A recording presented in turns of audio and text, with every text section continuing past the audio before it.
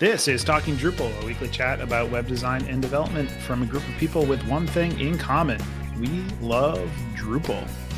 This is episode 424, Web Sustainability Guidelines. On today's show, we're talking about the Web Sustainability Guidelines, how sustainability applies to the web, and how your website can be more sustainable, with guests Mike Gifford and Andy Bloom. We'll also cover LB Plus as our module of the week. Welcome to Talking Drupal. Our guests today are Mike Gifford and Andy Bloom. Mike Gifford is a Drupal core accessibility maintainer and W3C invited expert. He is a senior strategist at Civic Action and works primarily on improving the accessibility of government websites. Mike has a long-standing interest in environmental issues and has contributed to the W3C's sustainability community group. Andy is an Acquia certified front-end specialist and a lead engineer at Lullabot. As a former science teacher, he loves finding simple and elegant solutions to complex problems. His passion for learning keeps him active in the Drupal issue queue and offering help in Drupal Slack channels. He is a subsystem maintainer of Olivero and has been involved in Drupal since 2016. Mike and Andy, welcome back to the show, and thanks for joining us today. Thank you. Thanks. I'm John Picozzi, Solutions Architect at EPAM, and today my co-hosts are joining us for the next 4 weeks as our guest hosts, Melissa Bent, Principal Software Engineer at Red Hat. Melissa Bent is a Principal Software Engineer at Red Hat. She leads the planning and architecture of the portions of Red Hat's customer portal that are driven by Drupal. She lives in Nampa, Idaho, on a small farm with her chickens, goats, and dogs, and loves all things LOT, 3D printing, and plants. That's IoT. IoT. That is IoT. Thanks. Yeah. I just committed what my 6-year-old does because he's learning to read and confused an I for an L. To be fair, that font did you wrong. It did. It had no indicators, but they're going to take away my my technology card there because I should know what IoT is anyway. So last but not least, in the intros here today, Nick Laughlin, founder of Enlightened Development. How are you? I'm doing great, and I just edited the show notes to be serif, so now you can see the difference between. I mean, that's probably not going to help me. I would still probably have messed that up. I want to apologize publicly to our listeners. Well, our listeners won't know, but I'm going to apologize publicly to Nick because he's going to edit the hell out of the intro of this show. As long as our listeners get a smooth experience, that's what's important. Fun story about that. I actually listened to one of our past shows because my son, for some reason, he's like, "Oh, can we listen to your podcast?" And I'm like, "Ugh, okay, fine." And listening back, I'm like, "Wow, Nick just makes me sound really smart." So I appreciate that. All right, let's jump into our module of the week. And for that, we are going to bring in Martin Anderson-Klutz, a senior solutions engineer at Acquia and a maintainer of a number of Drupal modules of his own. Martin, what do you have for us this week? Thanks, John. Have you ever wanted to make Layout Builder easier and more intuitive for content creators? There are a few modules that can help with that, but today we're going to talk about one called Layout Builder Plus. It was originally created in April of 2022, and it has a 2.0.1 release available, which is compatible with Drupal 10 and 11. It is actively maintained. In fact, the latest release came just in the past week. And in terms of open issues, technically it has both bugs, but both are marked as fixed currently. It is officially in use by 9 sites according to Drupal.org, and the current maintainer is Tim Bozeman of Tag 1. Now, the module provides an overhaul of the Layout Builder UI to make it easier for content creators. So it'll do things like show a curated list of promoted blocks with icons, with lesser used blocks available in a separate tab. Once a block is placed, it shows automatically with generated content instead of asking the user to fill out a form before they can see what it will look like. The editing of a block happens in an overlay instead of within the settings tray, so it uses up more of the screen, and it moves the save layout and other action buttons to the bottom of the page. It also adds some nice capabilities to Layout Builder, including the ability to drag and drop entire sections. You can change the layout of an existing section, even if it has blocks in it. So, for example, to go from one column to two columns, and it will allow you to clone and update existing blocks. Finally, it includes a submodule to integrate with the section library module, which allows for a section within a layout to be saved so it can be reused again and again. Now, also note that this is a module that was nominated by one of our listeners in the Talking Drupal channel of the Drupal Slack workspace. So if there's a module you'd like to hear about in this segment, drop us a note in there. But let's talk about Layout Builder Plus. I definitely have to check this module out, because it looks like it solves a lot of the little things that, Layout Builder is great, but there's a lot of little things like the save buttons being on the opposite end of the page from any of the other edit pages default. Whenever I'm on a site that's using Layout Builder, I always scroll to the bottom of the page to save and then scroll all the way back up. Although I think Jin kind of unifies that a little bit, maybe. So projects that are using that, maybe that's not an issue anymore. But I think one of the first things I always do when I'm setting up Layout Builder is write custom stuff to curate that list of blocks to kind of fit the needs of whatever client I'm working with. So having a contributed module to do that is something I'll have to check out. Yeah, I've seen blog posts that talk about basically the set of different modules that a lot of sites are using today to sort of improve that Layout Builder experience. And so I think this as sort of a single solution that can probably get you a lot of the way there is also pretty interesting. I think, well, first off, I want to put a plus in the column. As I think the last time I was on the show, I said the same thing, which is that they have an animated GIF on their module page, which I love, because then you can just watch it and see some of the key features, which I find a big win. But also, one thing I'm always a little bit worried about when you put in content that's pre-generated is that someone will save it that way. And then it will end up on some page somewhere with lorem ipsum still there. But it's one of those trade-offs, I guess, you have of convenience. So that's one thing I'm always a little bit like, it depends on your editors. How much do you trust them to actually edit things before they just save it? It's funny. I often have those conversations with my development team, and I'm like, listen, like we have to give them enough leeway to make mistakes. And sometimes somebody's going to save something and it's going to be wrong, and we're going to be like, hey, you did not do a good thing there. But I think Layout Builder, I've kind of been all in on Layout Builder since it was added to Drupal, and I think like any modules that we can find that better improve the UI or make it easier to use for folks are definitely worthwhile. So I look forward to checking this out and hopefully being able to use it in the real world. But I think there are a variety of conversations going on right now about improving Layout Builder itself. So I think any modules that can sort of explore ways that content creation experience can be better, potentially better informs, changes that might eventually make their way back into core as well. Well, that's why I try, today specifically, I actively edited myself from being like, well, when is this going to make it into core? Like, I feel like a lot of these features that we talk about, a lot of these modules that we talk about, sometimes you're like, well, that's just obvious. Like, we're doing all of this stuff to make core easier for people to use. Like, why aren't we doing this? I will say that since we talked about the navigation module a few weeks ago, I think it was, I've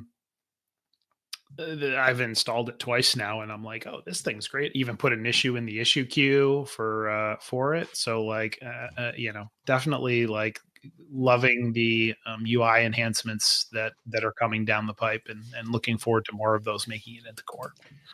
Yeah, I think my philosophy around this too is is changing as well when you think about that. Because for this particular module, I mean, some of these I think definitely should be in core, right? Having the save button in the same location by default.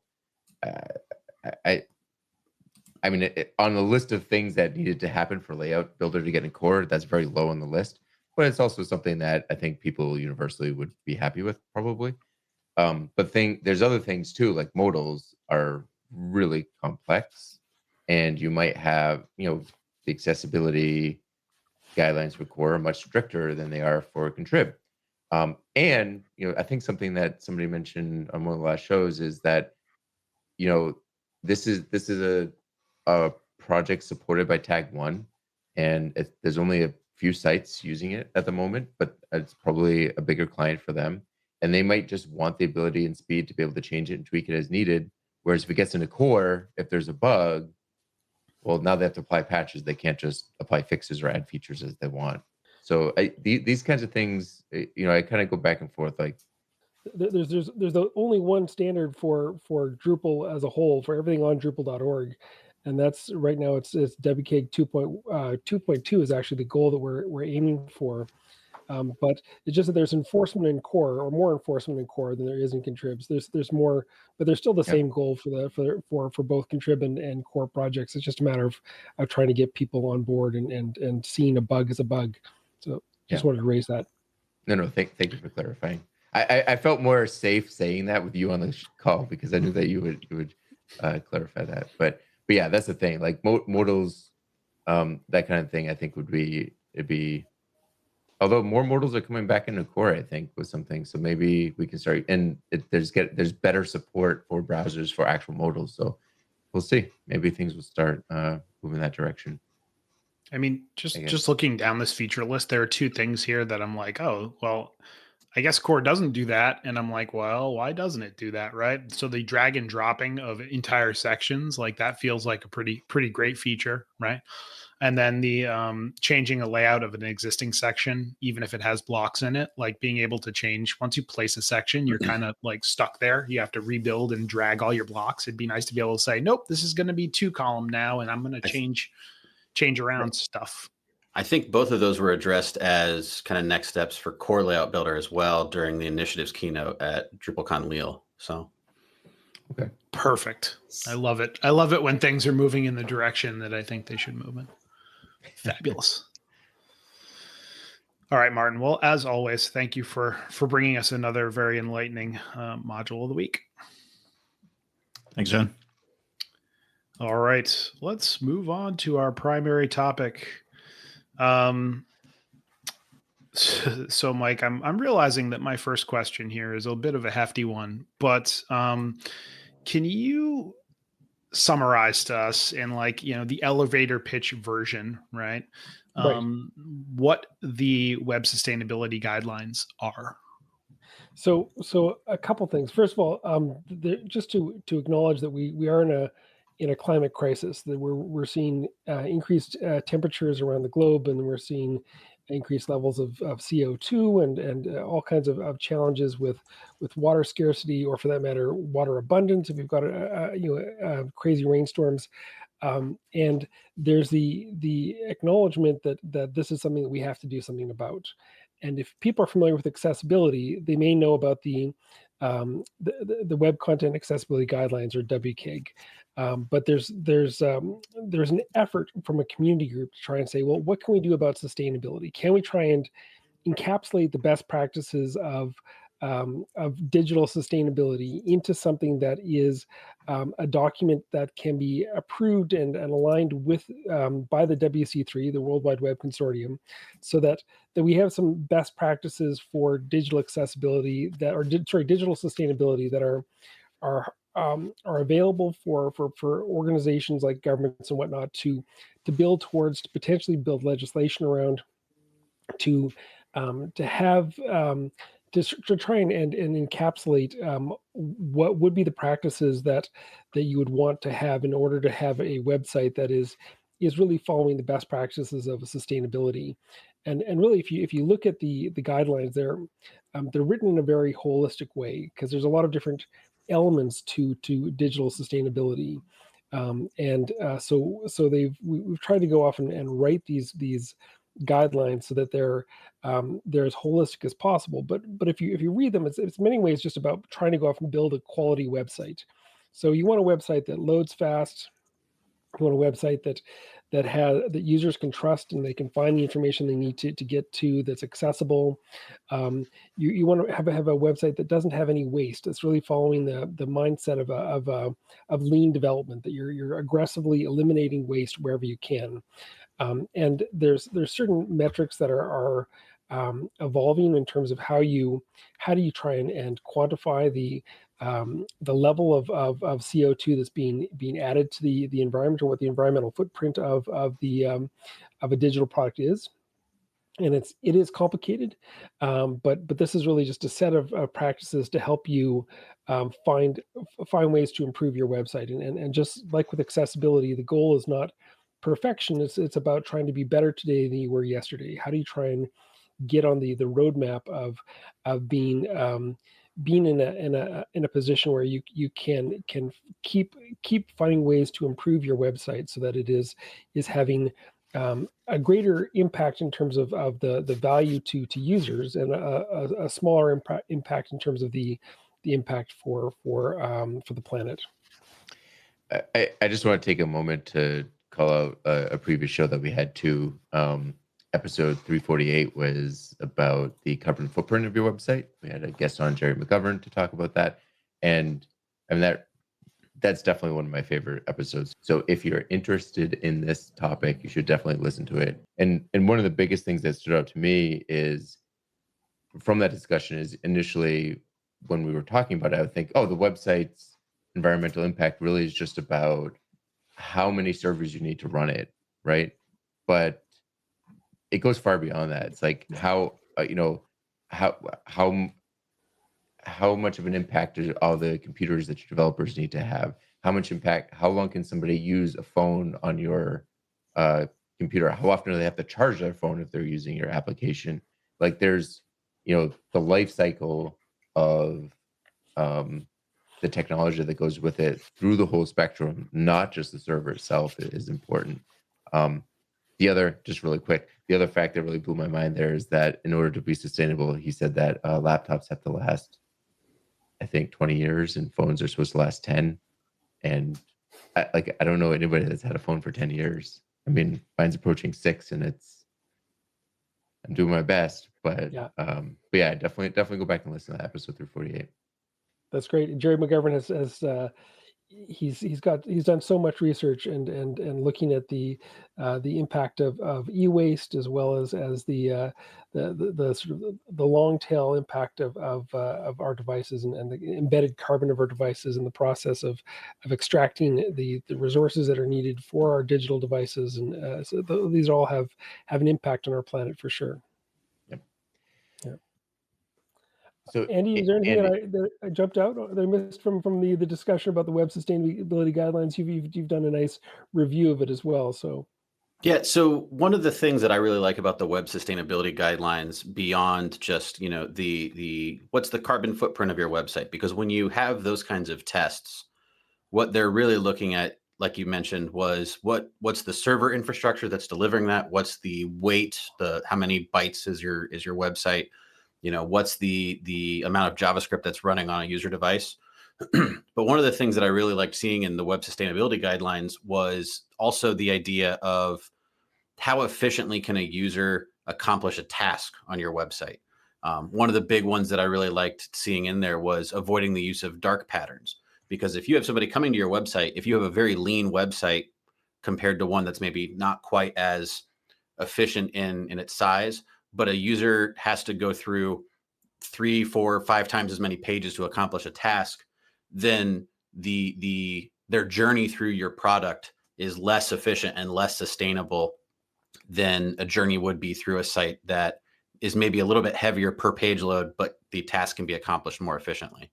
And so one of the nice things to see in the web sustainability guidelines is just how they're laid out. It's 5 sections. The first section is all about definitions and kind of the legalese, getting terms out of the way. And then 2, 3, 4, and 5 are kind of what's the role in developing a digital product. And the very first one, chapter 2, is all about how it's designed, and how are you taking your end users into account, and how is this product going to be used before you even step foot into how it's developed and how it's hosted and how it's served. So the web sustainability guidelines are very holistic on the product, not just what's the end result, but what have you done along the way to make sure that your end result is in fact as efficient and as sustainable as it could be. And it's worthwhile noting that the process of writing this, we want it to be published by the WC3, to be an official maintained standard of the WC3, which requires us writing it in a particular way that includes certain elements that make it aligned with the best practices of the WC3. So it is in many ways an awkward standard, like many standards documentations. They're awkward and not necessarily read for or written for readability, but there was a real effort to try and write this as something that would be a unified piece of work that allowed people to read it and understand it easily. Yeah, I think that's one of the things that people don't understand, that a lot of the value in these types of standards isn't even just having rules written down. I mean, that's obviously part of it, but it's also like having a starting point for discussion and having like a platform for discussing and finding out what the best route is, right? Because I think if you go to most people and say, hey, should the web be more sustainable? It's like, yeah, well, okay, good. What's next? But having this kind of framework gives you, a broader perspective, and there's individual pieces and actions that you can take. So, Andy, sustainability can mean a few different things. We've talked about the environmental impact. Is this particular guideline specifically only about environmental impact, or are there other things? So sustainability carries a couple of connotations, and we'll talk about another one a little bit later. But the benefits of each individual guideline are laid out in several different kinds of categories. And so we have environmental benefits for sure listed for almost all of them. I don't know, I haven't read it recently, but the ones that I'm looking at as a list here are, they all have environmental as a benefit, but a lot of them also list privacy benefits. A lot of them list accessibility benefits. A lot of them list social equity, performance, economic conversion benefits. And those benefits aren't hugely quantitative. They're kind of abstract still, but I know that it's a goal of the Susty Web group to kind of nail those down and have some more kind of case studies to point to and say, this is what these benefits could bring. So environmental isn't the only one. The document was definitely written with kind of ESG principles in mind, which is, Mike, help me out here. What's ESG stand for? Environmental, social, and corporate governance. Yeah. Do you have anything to add, Mike? I mean, just that it is something that we have to think about it in context of it's great to be thinking about environmental issues, but we have to put that in terms of the humans that are working, that are living, that are engaging with this. This is about trying to go off and put the environmental issues in context with the people that are using this technology. So it was definitely a very human-centered approach to trying to create the standard. Yeah, and I was reading through this ahead of the show, and that was something that struck me is I have a mathematics background, and one of the things we look for a lot when we're working is we look for elegance, right? What is the smoothest and cleanest way to get from point A to point B? And I like to apply that to my code as well. Like, how can we cut out pieces that are inefficient and things like that? Just because it can run doesn't mean it can't be better, right? So right. I like this kind of effort because every little bit that you add to systems, especially systems that a lot of times Drupal can run, right? Like these large systems. I mean, we're talking about Drupal right now because this is a Drupal podcast, but just the web in general. It seems like as devices get faster, people rely on that and don't always make their code as clean as they could because they're like, well, it's fine, it loads or whatever, right?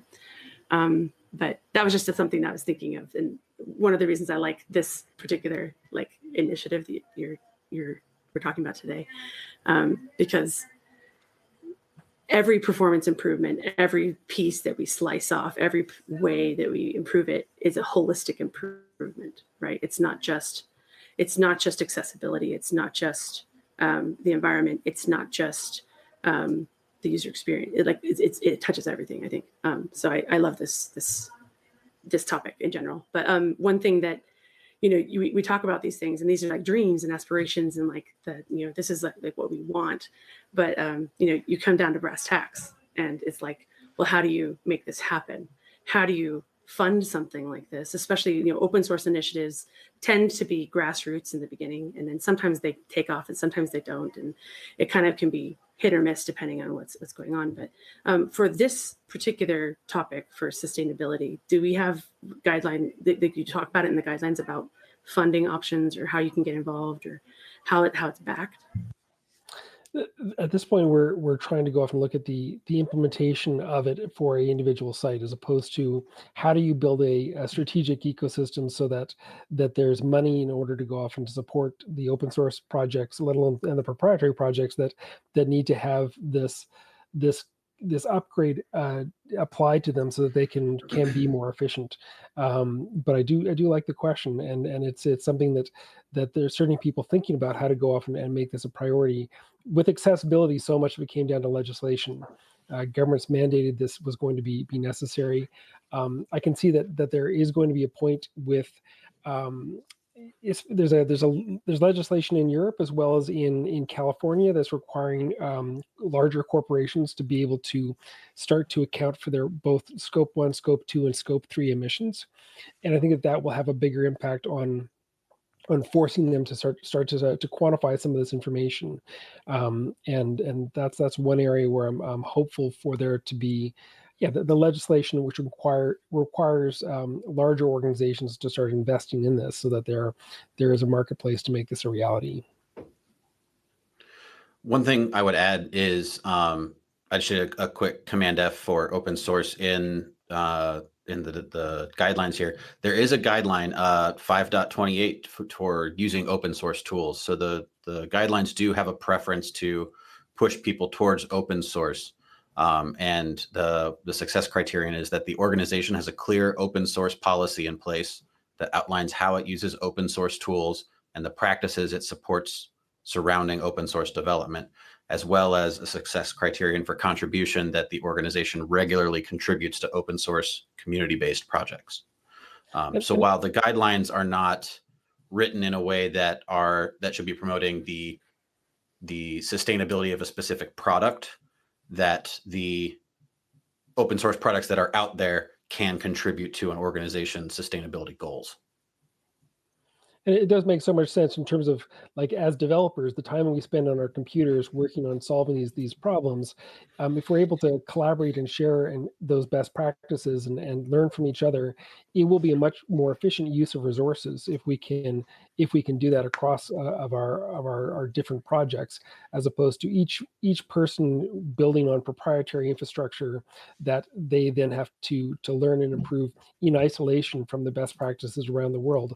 Open source really does allow for a lot more of the fast, spontaneous efforts to experiment and to innovate to help solutions that are going to be better, will better meet the needs of complex problems like this.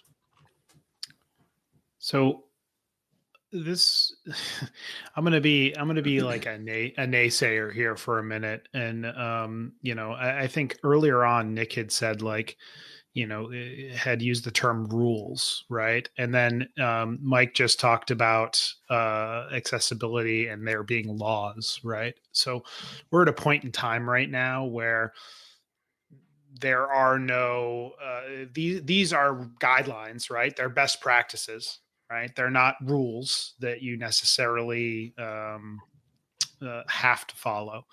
There are no laws. I mean, obviously there are environmental laws, but there are no laws specifically that we have to follow in the way that, hey, we have accessibility laws that like require you to make your web presence accessible.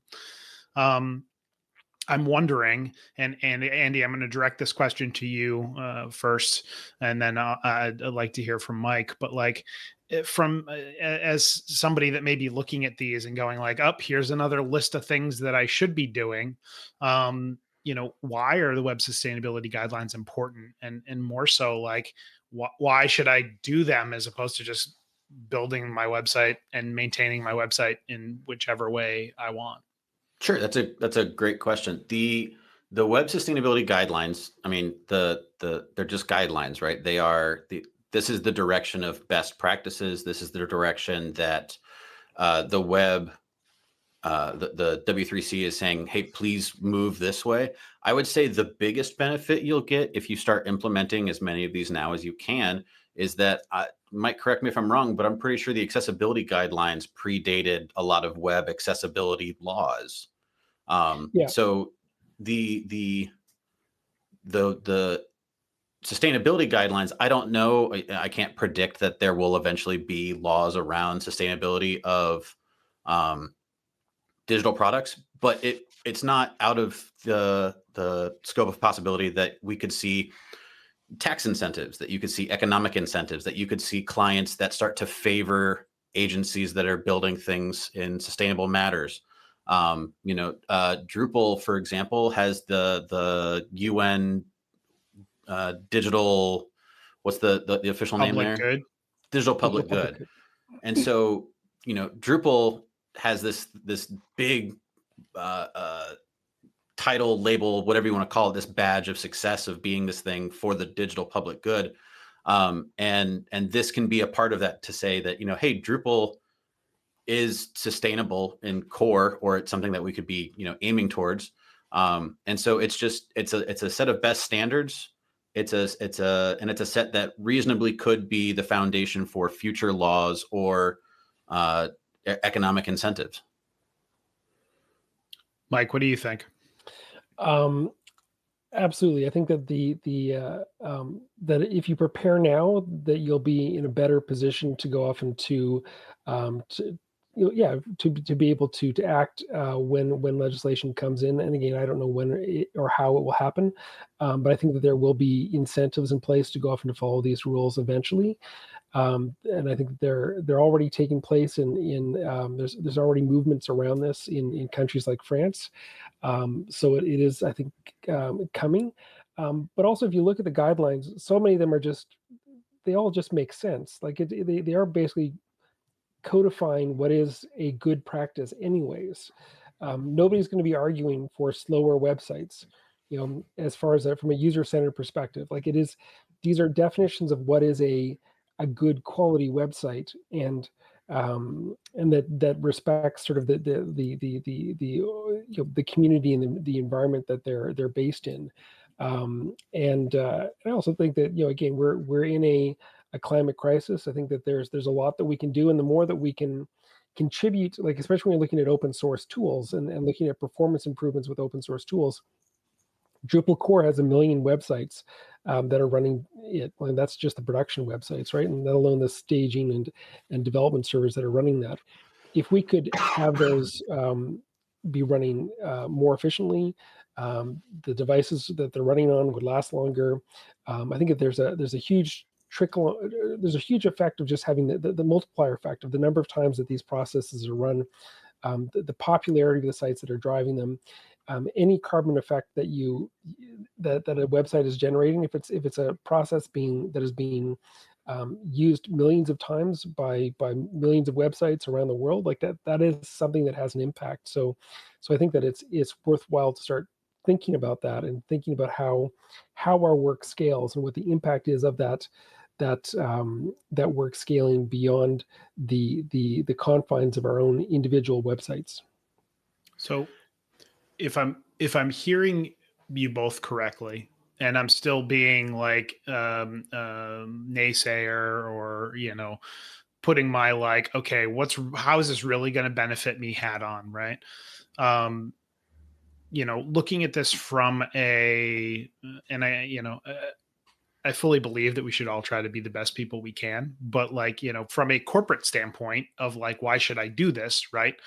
I'm hearing, faster websites, which obviously is going to help your SEO and help your users, right? If you're, you have folks trying to access your site on a phone, faster is better, right? I'm hearing that, if you're following the guidelines, you're going to reduce your carbon footprint potentially, right? So like, I'm sure that everybody that's ever been on a call with a company, they report on that sort of thing, and lower is better, right? And then, you're saying that following these guidelines is going to get them in line faster with potential laws that could be coming. We all know, folks here in the US know that we're notoriously slow for some of these things.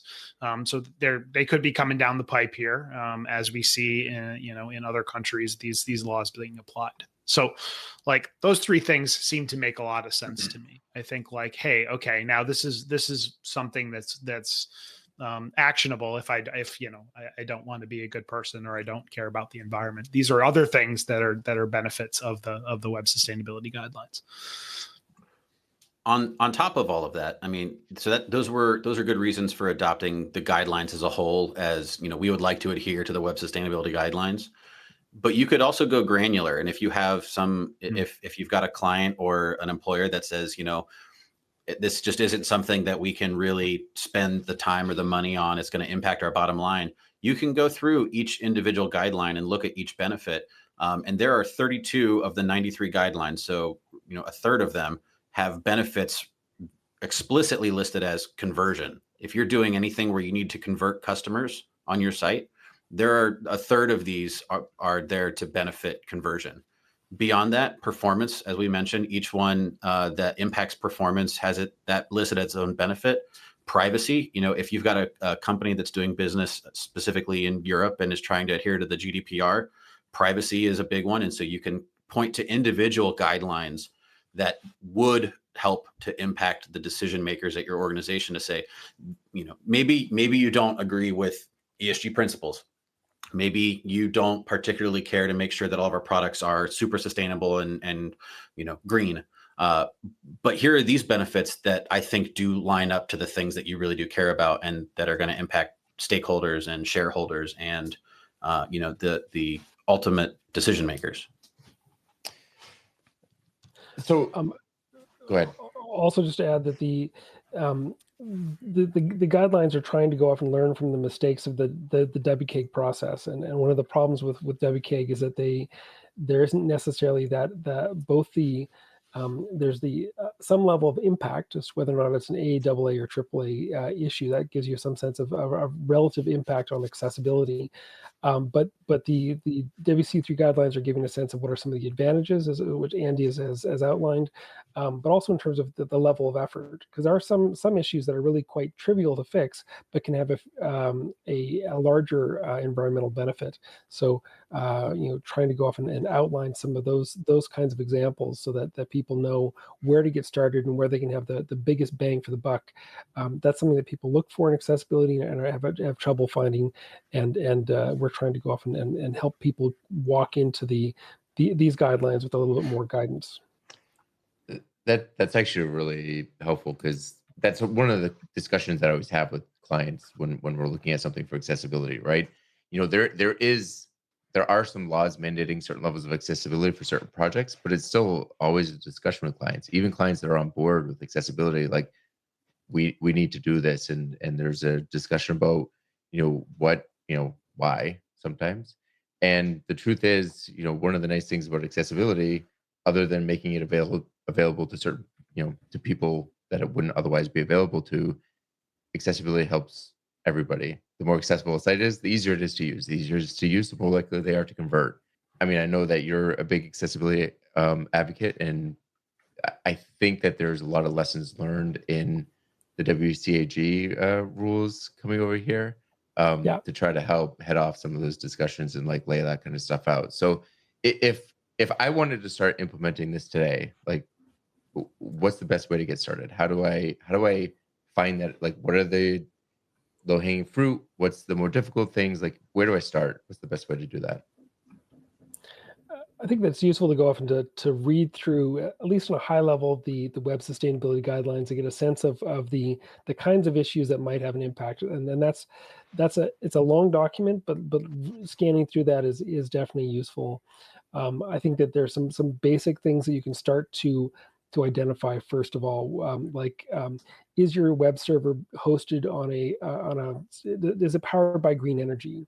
That's something that's available through the Green Web Foundation has a database that allows you to go off and search to see if your site is powered by green energy or not. And that's using a large database that they've accumulated over the years that documents as best as they're able to tell which are those data centers which are powered by green energy. There's also a number of different accessibility carbon estimators out there. They're useful to give us a sense of what the relative weights of pages and what the impact is. Though it's probably more effective actually to go off and simply just use Google Lighthouse and look at the performance score of Google Lighthouse, because that actually is looking at more of the sort of computational running energy of the system itself.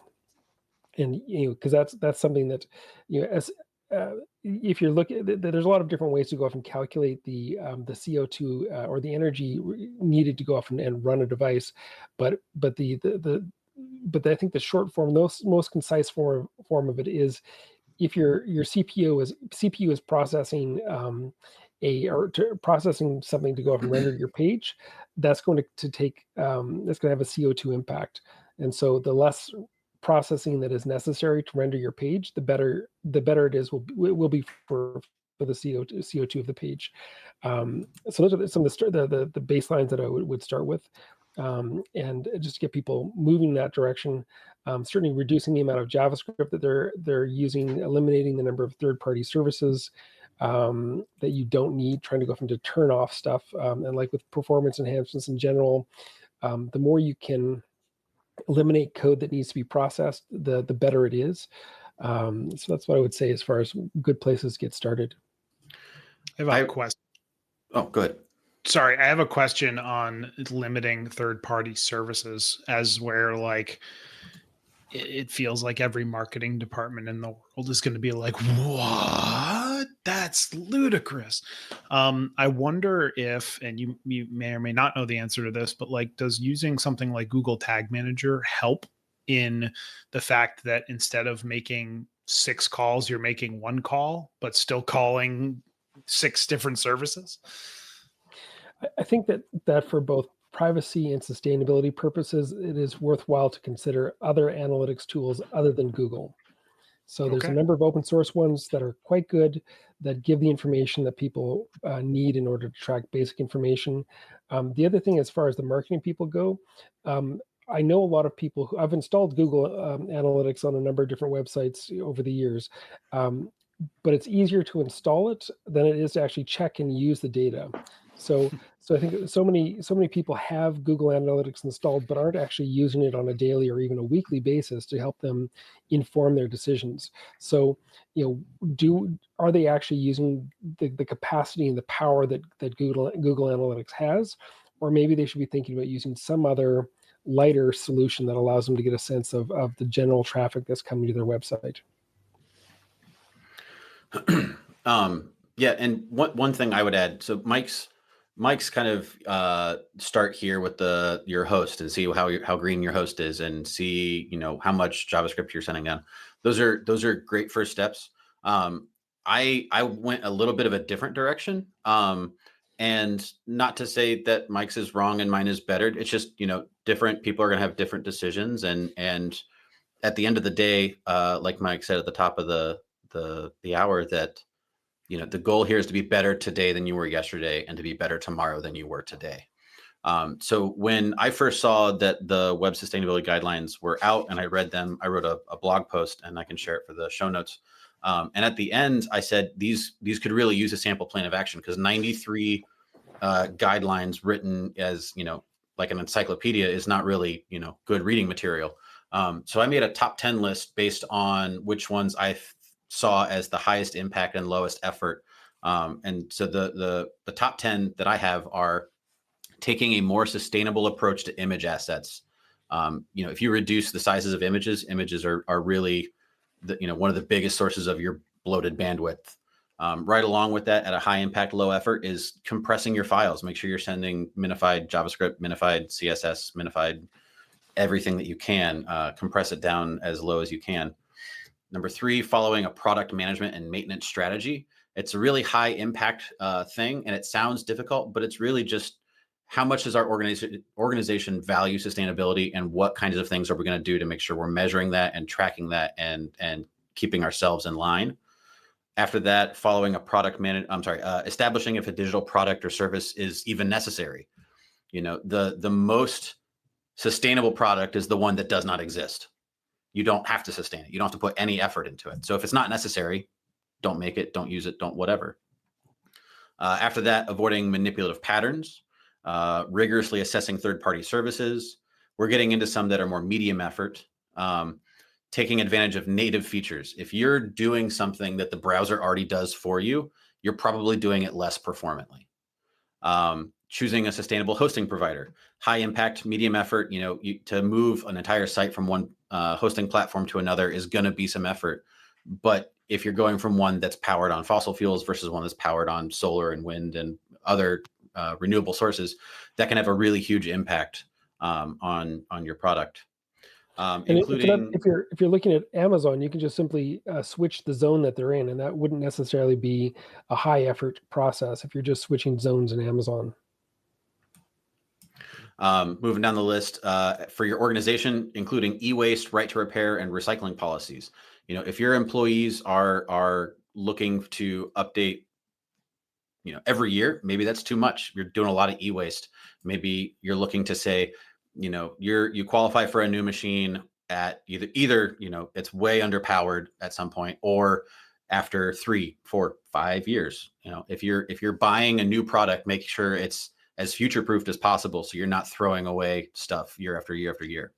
And then lastly, I want to chime in on that point too, because it doesn't mean, like we talked about physical device sustainability too. It doesn't mean though that you need to keep people on technology as long as possible, because I think the opposite is true too. One of my first jobs was doing some IT work for somebody, and the owner was notorious for not replacing hardware. And some of these people doing their job, it would take them 30 minutes to turn on the computer and get things out. Like, you can't be productive, and that's not necessarily making something more sustainable just because it's on older hardware.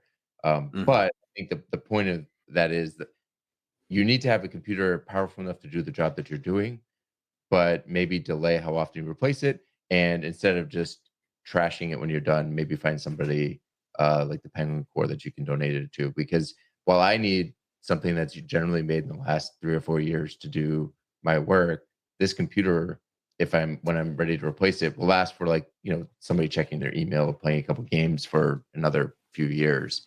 Or maybe it needs if it's going to be games, maybe it needs a GPU upgrade or something. But it's very different than if I just took it and threw it in the trash. Definitely. So you want to look at those policies too. What was the last one? And so the last one is limiting the usage of additional environments. If you're on, for example, Tugboat shuts down environments that haven't been used after some amount of time. If you're on, I think Pantheon dev environments also go to sleep after a while. I would imagine Platform SH has the same kind of thing where they just added it. Like, I don't know, maybe a month ago. I noticed it for the first time. And so when you see those environments spinning down, that means that if nobody's using the product, then you don't have to be running the resources to keep it up. And then you just need to have a way for it to turn back on and wake when somebody needs it. And you don't want to do that on prod, sure, because you don't want to have to, have your client or your customers see, hey, we're turning our website back on for you. But doing that on your additional environments, your devs, your stage, your local, any testing environments. I'd like to actually go to a web page that has like an interstitial that's like, hey, we're turning on our website just for you. That would probably not be sustainable. I made a note of that because we use at Red Hat, we use OpenShift for for our deployments, and it's a similar concept, right, to Pantheon, and you have different environments and stuff. But I don't think we turn them off when they're not in use. So that's a really good point to bring up. I'm going to take that to our DevOps team. There you go. And see if we can add a config option for our preview environments to have them spin down when they're not in use. So thank you for that. That's a really good idea. I'll take that. The thing that I wanted to make sure that I brought us back to, because this is a very broad topic, as we all can tell by how broad, and I keep thinking of the word holistic. And Mike, I love that you used that word, because when I was reading the initial requirements on the guidelines, I was thinking how holistic they were.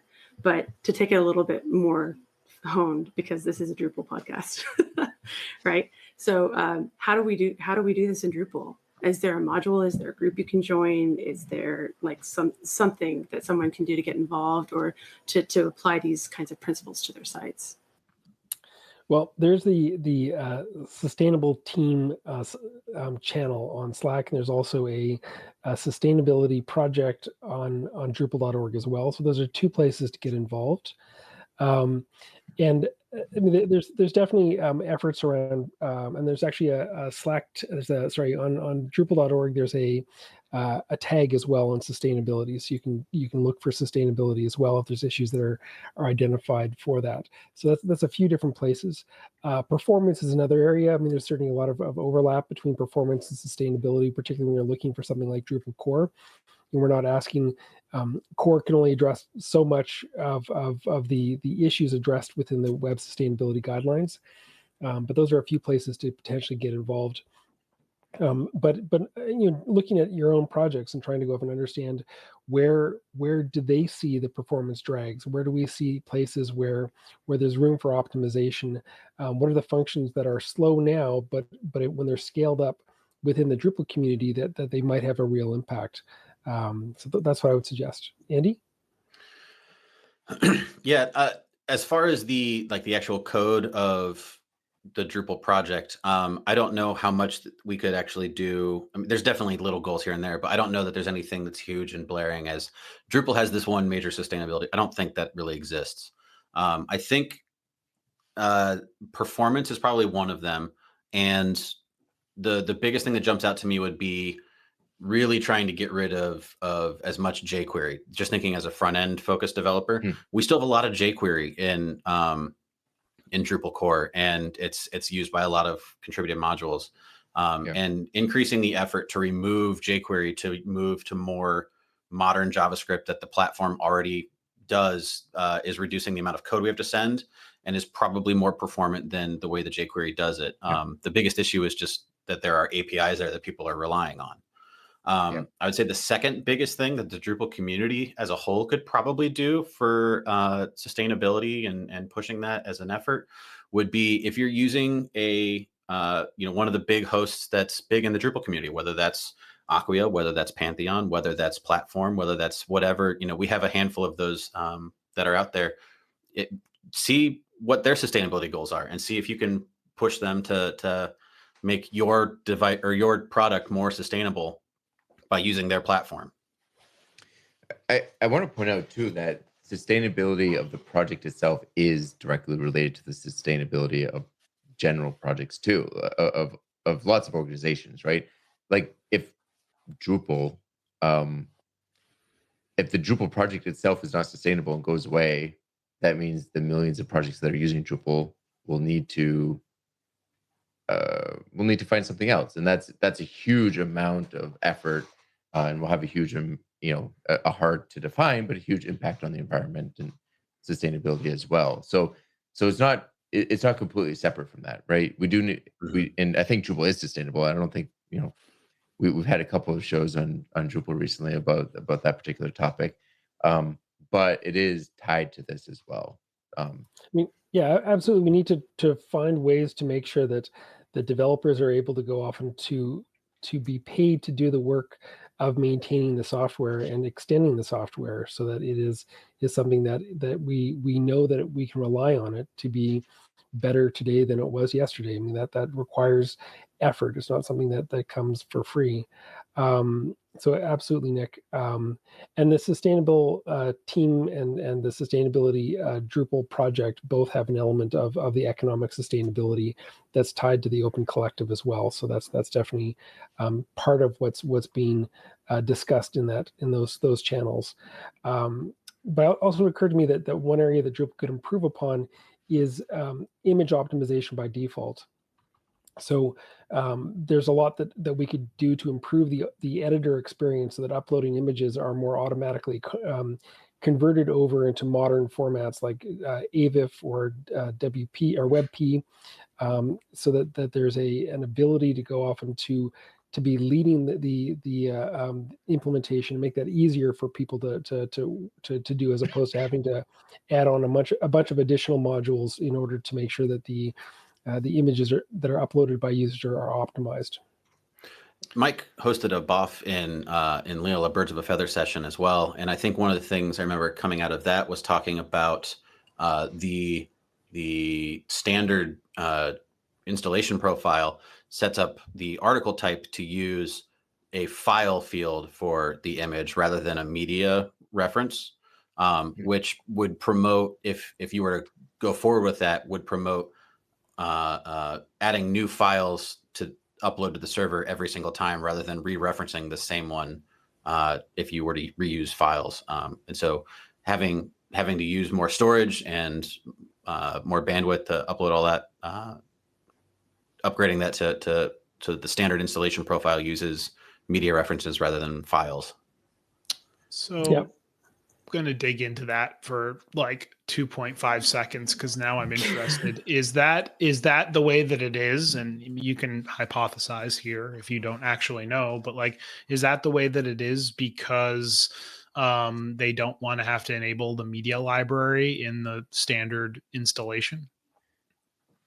I guarantee you that it's because when the default profile was created, standard profile media library wasn't ready yet. Media library wasn't ready yet, and these install profiles very rarely get looked at. I think it's an issue, but also it's one of, as a developer, I never use the default content types anyway. In fact, I'd prefer a usable minimal install profile than a standard profile. Well, I mean, that's fair. And like, you can go back to a couple of weeks ago where we were talking about recipes and recipes potentially replacing install profiles. But I guess my question here is like, is the media library even installed in the standard profile? I don't know. Anyway, I actually want to go back to Melissa's question really quick about like, how do you apply it to Drupal? And I'm wondering, is there a like WSG module that you can install that'll give you like tips? No, I think it's expanding on the checklist module. Like there's the SEO checklist. If there was having something like a WSG checklist module, I think that's a good idea. I'd love somebody to go off and to come up with something like that for people to keep in mind and to revisit from on a time to time basis. So yeah, it's a good idea. I wanted to just real quick before because I was curious about something. We've talked a lot about front end and like putting things on the client side and stuff like that. But Drupal makes a lot of database queries to load a single page, right? And I've been working a lot recently with my team here about to optimize those queries so that they're as efficient as we can make them. And I wanted to bring that up as a possible point as well. I'm assuming, I mean, that's cycles, right? That's compute cycles. So if at all possible, relying on the whatever database software you're using, framework you're using to do the heavy lifting for you. And so I wanted to just bring up one thing that I found that I thought was really exciting, which is that you can add an index to a field with a config file. And I've never done that before in Drupal before. Really? But there's actually a setting. Yes, I found it. I was like, oh, I have to add an index, and I thought I'd have to like do like a hook, but it was actually in the config file. It says indexes, and you just add it in there, and then it just adds it as an index onto that table for you. So if you query against that table all the time, it'll add it as an index in MySQL for you. That's great. Which I found awesome. So You have a blog and post just for for example, I don't. I just discovered it last week, but it took a query we were running down from 30 seconds to 2 seconds. One Right. query. Wow. I mean, absolutely. Though, that like taking those queries and optimizing them, as well as looking at caching strategies, so that you're able to cache as much as you can on the back end. And there's all sorts of questions in terms of, like, if you've got your your Redis server and like, how many servers do you need in order to go off and to make your server as energy efficient as possible? At some point, it becomes counterproductive, but I think that there's certainly a lot that can be done to optimize the infrastructure.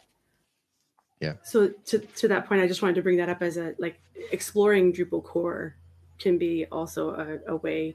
I'm almost what I'd love to see, and I'm saying this out loud, knowing that I'm probably going to be the person who's going to have to do this, but if it's not already existing, but what I'd love to see is somebody who brings up, like, specifically focuses on performance improvements that Drupal, like these hidden things, not hidden, but kind of hidden in plain sight, like being able to add an index. That's awesome. Like, why don't you do that? Because Drupal has a lot of docs, a lot of great docs, and some of them are performance, but usually they're around like the simple stuff, like turn on caching and those kinds of things, instead of like, oh, is your query slow? Have you looked at this? Have you done an explain? Like, whatever, just like helping people along that path. Yeah, I think a lot of these things, sometimes we don't necessarily focus on how a developer might approach it, and sometimes we focus on more of like, hey, flip this switch and press this button, because that makes it easier for like the I don't want to say average user, but like the site builder that's doing these things and having this problem. So I think looking at it from both angles could be useful. But I also, going back to the checklist module, like, I think that would be that'd be super helpful, especially if it was like, hey, here's the guideline that you're not following, and here are some suggestions on how you could potentially follow it. I think that would be definitely very helpful. Let's talk about the guidelines more, because we've been doing that, but I'm wondering, like, are the guidelines finalized? Are they like completed, or is this like always a work in progress? Like, how do you guys feel this is shaken out? It's definitely a draft. It's in fact, the community group, the WC3 has a process for new standards to be released, and generally for a new standard to be released, it has to go through a approved working group, and that has additional stature within the WC3, and there's more oversight and input that goes into it. This is a fairly unique process because the whole the whole document was drafted within a community group, which is not generally how things are done. And so there's a complete draft for the WC3 to start thinking about. And it should speed up the process of the working group actually getting to a finalized recommendation or in terms of WC3 recommendations. But the best bet that I can make is that it's at least a year or two out before we go from this draft to having an approved recommendation from the WC3, and that's if that a lot of ducks would have to get in a line in order for that to happen. Do you see drastic changes between what you have now and what could potentially be like an official recommendation going forward? I think that the challenge is that there's going to be, like, any standards making body is it's messy. A lot of organizations have different reasons that they would like to go off and have the wording structured in one way or the other. Sure. And so this is, what is Google's view on this? What is Microsoft's view on this? They may want to go off, and you'll have people involved from Amazon who are looking at it from a hosting perspective, and these are all organizations that are actively involved in the WC3. And if this is something that's going to impact their bottom line, they're going to want to be involved in shifting it to give themselves a competitive advantage over other agencies. So most likely it'll get simpler because this is a long document, and I think it'll take longer to go off and get agreement over what clauses get into it. There's also within WCAG, there's been the process of trying to go off and make sure that things are verifiable, that you can actually have a yes/no answer to a problem, and say that this complies or does not. And there may be efforts to try and put additional pressures on that so that you have testable elements. So things like, are you using a dark pattern or not? I mean, there's lots of descriptions about what a dark pattern is, but generally you know it when you see it. Like, there are going to be exceptions to dark patterns, and there's various different kinds of dark patterns, but it's I don't know if there's a complete list of all the dark patterns out there. And so this is so there may be things that are weeded out simply because they cannot be defined enough for the purposes of the standardization process. I also think one of the things that'll be difficult to overcome is that a lot of metrics that organizations consider vital to survival or crucial to business kind of run counter to some of these things. Like, for example, social media sites, the longer you're on the social media site, the more successful that social media site will do. That's core to the business of the social media site. And I mean, that kind of, I mean, it is and it isn't, but that kind of is a dark pattern, right? You're trying to get them to stay on the site as long as possible. And that's like the exact opposite of Andy's comment about no product at all is the most sustainable product. Well, the fact that engagement is the product means that, it's about as unsustainable as you can get, because, a social media site's not going to make it well. But anyway, I think that's going to be one of the barriers. Like, how do you do this in a way that, doesn't lose conversion or also doesn't just run antithetical to some companies? But it is worthwhile pointing to companies like Patagonia, which have had a process of trying to go off and encourage recycling, reuse, and to see that they're building products for a lifetime, and to try and sort of set up that mindset. But you're right, it's not common, and it's something that I think hopefully will become more common. But it will take effort to make that happen. It's one of those things. Sorry, it's one of those things where the exact metric you kind of have to be able to think about in context, because if you're looking at a bounce rate of 100%, you could look at that one of two ways. Either people are just visiting and they don't find the content useful and they leave, or they come and they find the content on the first page they visit and now they're done and they leave. And so your bounce rate is really measuring, are they only coming to one page? But does that mean that it's a good experience or a bad experience? You kind of have to figure out a different way to measure how beneficial that one page visit was, to know whether a high bounce rate is good or bad. So, and go ahead, John. I was just going to say one thing as I sit here and I'm listening to you guys talk about this. One thing that keeps and it keeps hitting me over and over again is feels to me like there's an intersection here between ethics and web sustainability, like the sustainability guidelines, right? Because part of me is saying in a perfect world, yes, I all in on the web sustainability guidelines, right? Like, I want to make my website as sustainable. I want to support the environment. I want to do all of these great things. Part of me feels like, okay, well, I'm, biting off more than I can chew. The other part of me is some marketing person somewhere is going to be like, I don't care about sustainability. I want people using my social media thing forever. And if it drains all their power on their phone, we'll sell them a battery that they can plug their phone into, right? So I don't know. I feel like that's probably a bigger topic and or question than we have time for today. But I keep coming to that point of okay, where's the intersection, and where do we go from here, right? And that's one of the reasons why Mike kind of alluded to this in the beginning, and we mentioned it a couple of times, but that's one of the reasons why legislative support for this kind of thing is crucial, right? Because in a vacuum, if one company uses dark patterns to increase engagement and that increases revenue, and another doesn't, one that uses the dark pattern will have a bigger user base, and they will do that. having legislative support for that means that you can, and that's one of the purposes of that. It kind of levels the playing field, makes those hard decisions. Says this is where that line is. You can go up to that line, you can't cross it. And now that the internet is what it is, we're long past the time of where we should have been having this discussion. I think, but this is a wonderful starting point. Like you can only start when you started, right? And it's I mean, we're definitely not going to solve the problems of advanced capitalism in this call. So that's outside the realm of it. But it is useful to point out that there are new models that are coming out. Like there's an idea of donut economics, where we're trying to actually look at what are the limits of the planet, as well as looking at the ways of sustaining the human population, and trying to go and look at the parameters within that.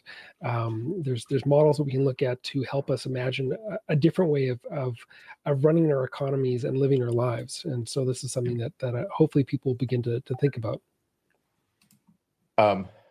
Before we move on and ask the next question, I just wanted to point out one thing that I was chuckling about, because the original question, Mike, that John just asked was if these guidelines were finalized. And I knew that the ones we were looking at weren't, because the W3C has a cool little watermark thing on the website.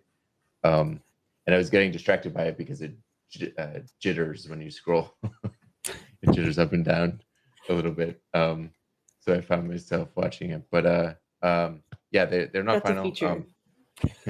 Well, that's what I was thinking. Like, if it moves, that draws your eye to, that it's unofficial or draft, depending on which it is. But then I was like, isn't jitter like that one of those things that you measure for accessibility as well? Yep. So I'll be interested to see how long it takes for that to get fixed. Anyway, so back to the show notes. I think I'll ask you this, Mike, first, and then if you have anything to add, Andy. Is the WSG kind of a traditional open source project, or the W3C? Like, who's behind this? How does that work? It's a project of the World Wide Web Consortium. There's also the sustainablewebdesign.org website, which is trying to consolidate and provide Tim Frick and Tom Greenwood and others are sort of collaborating, like the Whole Grain Digital Mighty Bytes team and others are looking to try and say, how do we try and make these, take what's in the WC3 specs and make it more more consumable, more readable for people. And as part of that, they're actually going to be taking these standards, converting them into JSON so it can be more easily shared and adopted by others. So these are some ideas that are being done to try and help spread this out. And it's not a the WC3 does not generally put things under an MIT license. They do maintain control over the copyright, but it is open in many ways. So with that in mind, how could someone get involved in WSG? There's a few ways to get involved. Certainly, being involved in there's the climateaction.tech community. There's a Slack channel that has some really interesting ideas about web sustainability in general and what technologists can do to try and act on climate. So that's a good starting point. There is a Slack channel for the WC3 as well, and anyone can sign up and join the WC3's community group, the Susty Web community group. So we can make sure to include that link in there as well.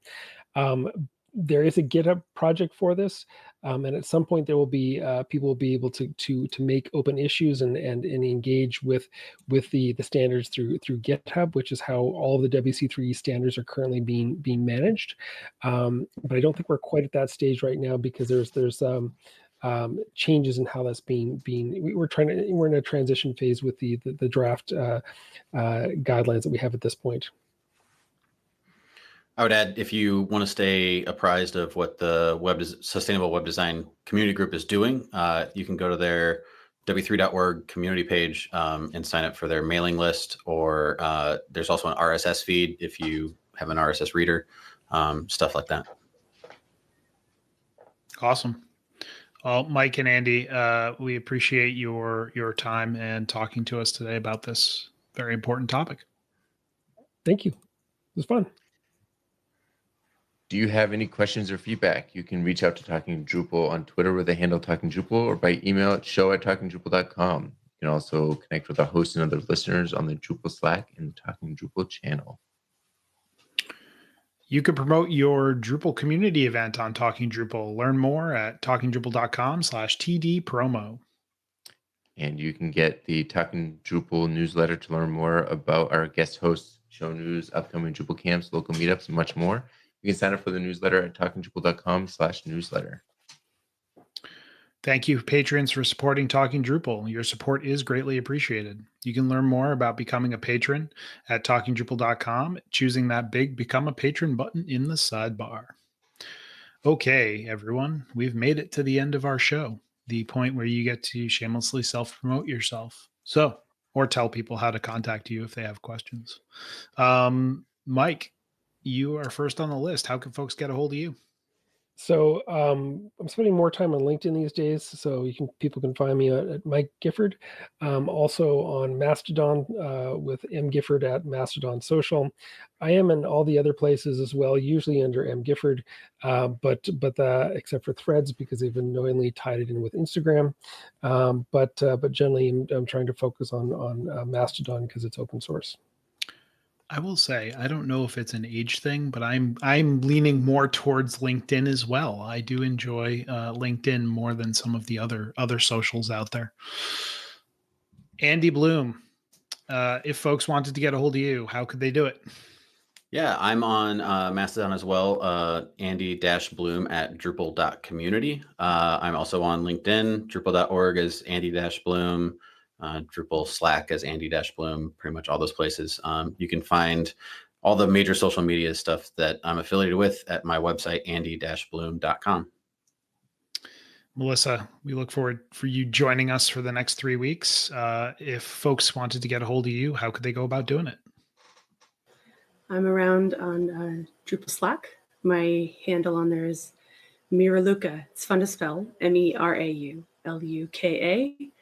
That was back from AOL times, and it's continued to today. So going strong. And I'm there on Drupal Slack. I'm there on most other socials as well, but on LinkedIn as well is another one that I have been enjoying a lot lately to keep with the theme. If you look up my name, you'll find me in some of the top results. I'm not Miraluka on LinkedIn. I grew up a little bit from my AOL handle on LinkedIn, but it's still around. You just gave me a flashback to WebGuy 214. Thank you. You've got mail. Thank you for that. Nick Laughlin, if folks wanted to talk to you, how could they go about doing it? You can find me pretty much everywhere at Nixvan, Nicxvan. And I'm John Picozzi. You can find me on all the major social networks and Drupal.org at John Picozzi. And you can find out more about EPAM at EPAM.com. And if you've enjoyed listening, we've enjoyed talking. See you guys next week.